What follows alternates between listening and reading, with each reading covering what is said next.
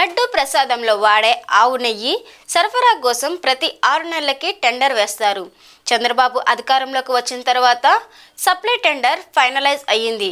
Supply అయిన నెయ్యి TTD ల్యాబ్లో పరీక్షించాకే వినియోగిస్తారు. ల్యాబ్ టెస్టులో ఫెయిల్ అయిన ట్యాంకర్లను తిప్పి పంపించడం సాధారణమే.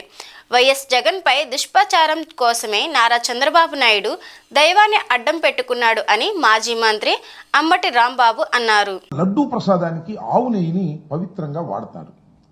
ఆ ఆవు నెయ్యి సరఫరా చేసేటటువంటి వారికి ప్రతి 6 నెలలకి ఒకసారి టెండర్ వేస్తారు. ఇదేది చంద్రబాబు నాయుడు గారు చేసిందో జగన్మోహన్ రెడ్డి గారు చేసిందో కదా, ఇది ఆనవాయితీగా వస్తున్నటువంటి అంశం. ప్రతి 6 నెలలకి ఒక ఈ టెండర్ పిలుస్తారు. ఈ టెండర్లో ఎవరైతే L1గా వస్తారో వారికి ఇస్తారు. ఇచ్చిన తర్వాత వారు సరఫరా చేసేటటువంటి నెయ్యిని పరిశీలన చేస్తారు, టెస్ట్ చేస్తారు. దాని నుంచి శాంపిల్స్ తీస్తారు. శాంపిల్స్ తీసి 3 టెస్టులు చేస్తారు. ఆ 3 టెస్టుల్లో పాస్ అయితే ఖచ్చితంగా ఇవి బాగున్నాయి, కల్తీ లేదు అని తెలిస్తేనే దాన్ని కొండ మీదకు పంపిస్తారు. ఇది వాళ్ళు జరుగుతున్నటువంటి అంశం కాదు. ఒకవేళ ఆ 3 టెస్టుల్లో కల్తీ కానీ కరెక్ట్గా కానీ లేదు అని భావిస్తే వెంటనే తిరిగి పంపించేస్తారు. అలా జగన్మోహన్ రెడ్డి గారి హయాంలోనూ సుమారుగా 18 ట్యాంకర్లు పంపించేశారు. అలాగే చంద్రబాబు నాయుడు గారి టైంలో కూడా 2014-19లో కూడా నాణ్యత లోపించింది, టెస్టుల్లో సరిగా లేదు అని భావించినప్పుడు వాళ్ళు కూడా పంపించారు. ఇదేం కొత్త కాదు. చంద్రబాబు నాయుడు గారి హయాంలో కానీ జగన్మోహన్ రెడ్డి గారి హయాంలో కానీ ఏదైతే టెస్టులు పాస్ కాలేదో, అక్కడ కరెక్ట్గా లెక్కలు రాలేదో ఆ నాణ్యతకు సంబంధించి వాటిని రిజెక్ట్ చేసి కిందకి పంపించేస్తారు. ఏదైతే నాణ్యత బాగుందనేది వచ్చిందో వాటిని మాత్రమే అన్న ప్రసాదాలకు వాడతారు. ఎక్కడ ఇంకా కల్తీ కలిసే అవకాశమే లేదు. ఈ టెస్టులన్నీ పాస్ అయిన నెయ్యినే వాడినప్పుడు ఇక లడ్డూ ప్రసాదంలో కల్తీ కలిగే అవకాశమే లేదు అనేది అందరికీ తెలిసినటువంటి సత్యం.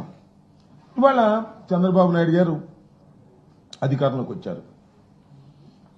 జూన్ 4వ తారీఖున ఫలితాలు వచ్చాయి. చంద్రబాబు నాయుడు గారు జూన్ 12వ తారీఖున ప్రమాణ స్వీకారం చేశారు. జగన్మోహన్ రెడ్డి గారు హయాంలో ఉండంగానే రొటీన్గా వచ్చినటువంటి టెండర్స్లో టెండర్లు ఫైనలైజ్ అయ్యాయి. ఆ టెండర్లు ఫైనలైజ్ అయింది ఏఆర్ సప్లైకి సంబంధించినటువంటి వాళ్ళు సప్లై ఇవ్వడానికి టెండర్ ఫైనలైజ్ అయింది. వాళ్ళు సప్లై ఎప్పటి నుంచి చేయటం మొదలెట్టారు అంటే జూన్ 12, 21, 25, 4 ఇవన్నీ కూడా చంద్రబాబు నాయుడు గారు ముఖ్యమంత్రి అయిన తరువాత మాత్రమే సరఫరా ప్రారంభమైంది. ఆ సరఫరా ప్రారంభమైతే జూన్ 12, జూన్ 21, జూన్ 25, జూన్ 4 తారీఖుల్లో వచ్చినటువంటి ట్యాంకర్లన్నీ కూడా టెస్టులు చేశారు, శాంపిల్స్ తీసుకున్నారు, బ్రహ్మాండంగా ఉన్నాయని పంపించారు. ఆ తర్వాత జూలై 6వ తారీఖున, జూలై 12వ తారీఖున కొన్ని ట్యాంకర్లు వచ్చాయి. ఆ ట్యాంకర్లను టెస్ట్ చేశారు, అవి ఫెయిల్ అయినాయి. ఫెయిల్ అయిన వాటిని తిరిగి పంపించేశారు. ఇది జరిగినటువంటి అంశం. చంద్రబాబు నాయుడు గారి హయాంలో కూడా ఇలాగే 14-19లో కూడా సుమారుగా 15 ట్యాంకర్లను ఈ విధంగా వెనక పంపించేశారు. జగన్మోహన్ రెడ్డి గారి హయాంలో 18 ట్యాంకర్లని వెనక్కి పంపించారు.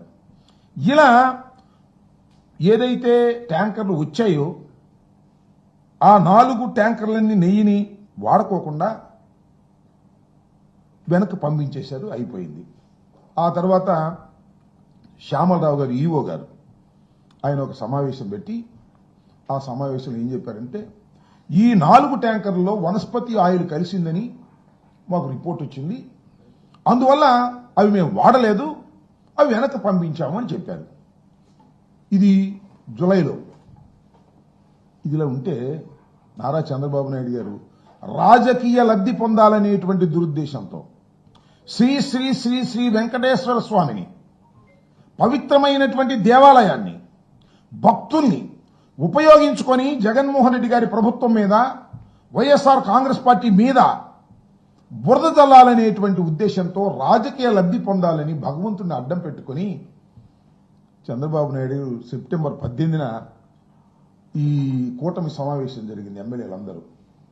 దానిలో ఒక అపవిత్రమైన మాట, పచ్చి అబద్ధపు మాట, దురుద్దేశంతో కూడుకున్న మాట, జగన్మోహన్ రెడ్డి గారి మీద కక్షతో, ప్రభుత్వం మీద కక్షతో, దైవాన్ని అడ్డం పెట్టుకొని వాడాలనే దురుద్దేశంతో ఒక మాట మాట్లాడాడు. లడ్డూ ప్రసాదాల్లో నెయ్యిలో కాదు, సరఫరా చేసి నెయ్యిలో కల్తీ కలిస్తే ఆ నెయ్యిని మేము వెనక్కి పంపించాము అని చెప్పుకోకుండా, ఈవో గారేమో వెనక్కి పంపించేశాము దాన్ని వాడలేదని చెబితే ఆయన ఏమన్నాడంటే లడ్డూ ప్రసాదంలో పంది కొవ్వు, యానిమల్ ఫ్యాట్ ఉపయోగించారు, ఇది దుర్మార్గం అని గుడ్డగాల్చి ఒకటి ముఖాన వేశాడు. ఒక అబద్ధ ప్రచారాన్ని వేశాడు. దాన్ని ఇవాళ లాక్కోలేక పీక్కోలేక కింద మీద పడతా ఉన్నాడు.